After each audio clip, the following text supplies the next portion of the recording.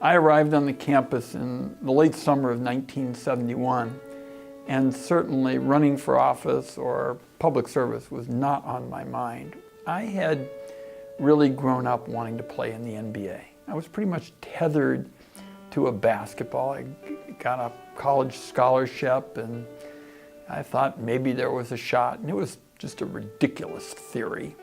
I was too small and I made up for it by being really slow.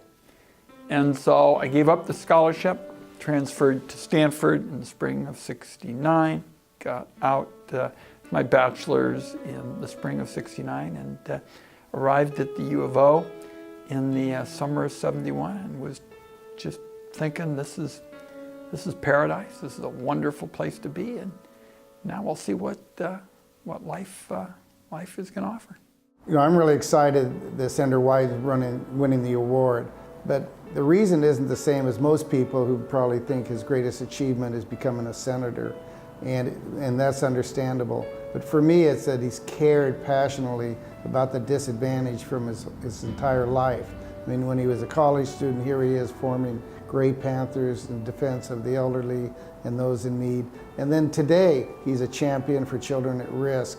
And currently he's proposing foster care legislation, and has been a big fan of Friends of the Children, has been out to be with the children. He once got stuck at a graduation. I think he wanted to be there maybe a half hour, and he stayed 2 hours graciously and spent time with the youth and children.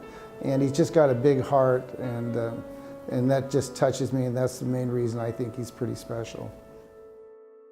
When I reached really the second year in law school, I started to get interested in politics and public service. I had volunteered for a Wayne Morris campaign.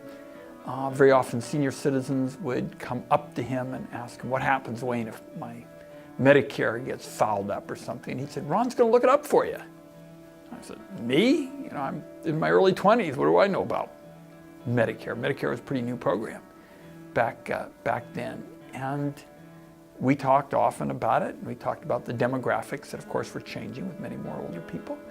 And so towards the end of my second year, my third year, I got interested in working with the elderly and began thinking about, really my first public service project was to see if I could get almost every attorney in Lane County to volunteer their time helping low-income senior citizens at the senior centers then in the county. Started with the Trudy Kaufman Senior Center. So that was probably the first time my law school education and public service intersected.